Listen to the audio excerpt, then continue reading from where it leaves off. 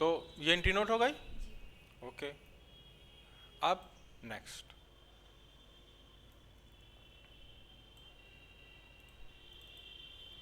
हमने सपोज किसी भी तारीख से कोई मैटर नहीं है, मान लो सपोज 1 अप्रैल 2018, हमने कहा मशीन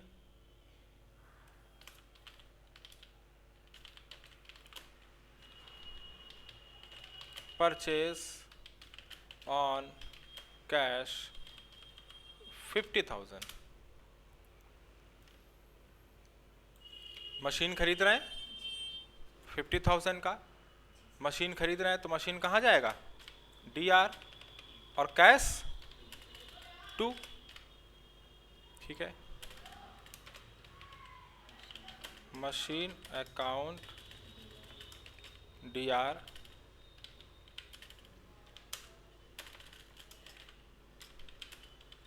2 कैश अकाउंट, ठीक। मशीन कितने से डेबिट है, 50,000 से, ठीक है, और कैश कितना है 50,000। तो मशीन खरीद रहे हैं 50,000 ऑन कैश, तो मशीन डेबिट, कैश क्रेडिट 50,000, ठीक है। इस एंट्री के बाद अगर आप बैलेंस शीट देखोगे तो आप ये देखेंगे मशीन अकाउंट, ठीक है, 50,000 से क्या है, डेबिट है। इस एंट्री के बाद यही दिखेगा आपको, ठीक है। ओके, अब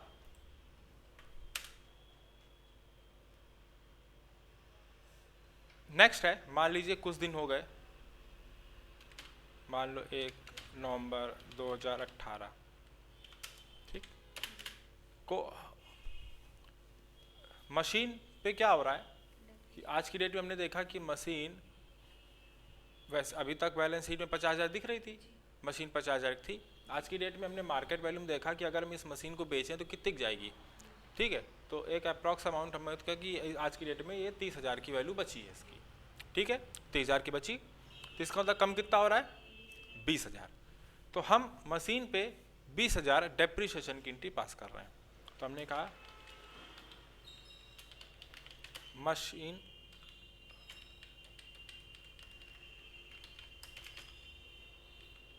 डेप्रिसिएशन ऑन मशीन 20,000,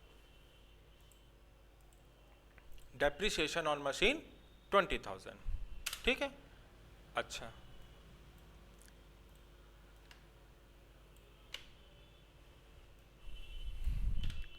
तो मशीन की कीमत 20,000 रुपये कम हो रही, ओके, 20,000 कम हो रही, डेप्रिसिएशन, डेप्रिसिएशन प्रॉफिट है कि लॉस, क्या ये लॉस, तो ये कहाँ जाएगा, DR में, क्योंकि प्रॉफिट लॉस नॉमिनल के रूल के हिसाब से डेप्रिसिएशन DR। अच्छा, मशीन DR होगा कि CR, क्या होगा, 2 होगा, क्यों, क्योंकि यहाँ मशीन DR है, अगर आपने गलती से मशीन को दोबारा DR किया तो DR और DR क्या होंगे, जुड़ जाएंगे, तो जुड़ना नहीं, घटना चाहिए, तो मशीन यहाँ पहले से DR है, ठीक है। तो जब मशीन CR होगी तभी तो DR से CR माइनस होगा, तो इसलिए मशीन कहाँ होगा, 2 में, ठीक। तो DR पहले आता है, तो हमने कहा डेप्रिसिएशन अकाउंट,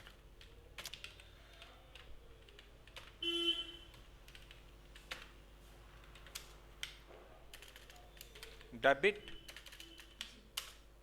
और 2 मशीन, ठीक। तो डेप्रिसिएशन लॉस है तो डेबिट हो गया और मशीन क्रेडिट हो गया। डेप्रिसिएशन कितने का हो रहा है, 20,000 का, और मशीन कितने से क्रेडिट हो रहा है, 20,000 से। बात समझ में आए, क्यों, क्योंकि मशीन पहले से डेबिट कितने 50,000 से, अब दोबारा से देखो, अब मशीन जब इंटू डेप्रिसिएशन मशीन क्रेडिट कितने से हो गया, 20,000 से, तो 20,000 से ये क्रेडिट हो गया, ठीक, तो 20,000 से क्या हुआ, ये CR हो गया। ठीक, तो अब अगर हम यहाँ पे देखें तो 50,000 का DR से, भाई 50,000 का DR था, DR है, मशीन CR हो गया 20 से, तो 20 से CR है। तो इस वक्त अब हमारी वैल्यू कितनी बची, 30,000 का क्या चीज, डेबिट। 50 का डेबिट 20 का क्रेडिट, 50 का डेबिट 20 का क्रेडिट, तो बचा कौन, 30 का डेबिट ही तो बचेगा।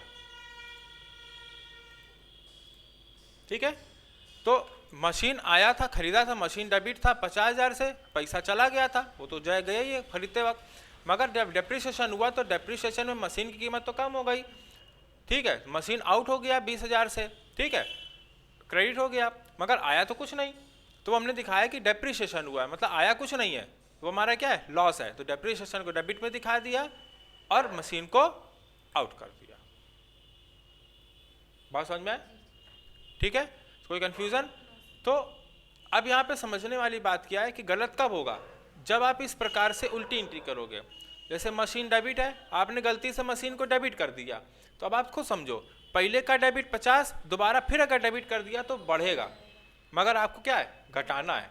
तो घटे कब, जब ये DR है तो दूसरा क्या होगा, CR होगा।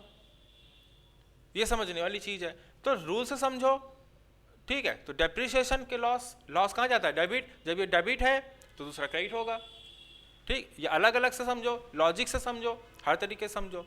अब वही चीज लैंड में भी है, जो पिछली एंट्री थी कि लैंड हमारा क्या है, डेबिट है, और दोबारा अगर कीमत बढ़नी है तो लैंड दोबारा से डेबिट होगा। भाई कीमत बढ़ रही है तो डेबिट है, दोबारा भी डेबिट होगा, तभी तो जुड़ेगा। अगर आपने लैंड को क्रेडिट कर दिया तो फिर ये डेबिट है और ये क्रेडिट करोगे तो घट जाएगा ना। तो ये चीज़ समझो, घटना है कि बढ़ना है। तो हर चीज़ को लिखते वक्त समझना जरूरी है कि आप क्या लिख रहे हो, क्यों लिख रहे हो, उसका इफेक्ट क्या होगा। बात समझ में आए? चलो अब ये मशीन वाली एंट्री नोट कर लो।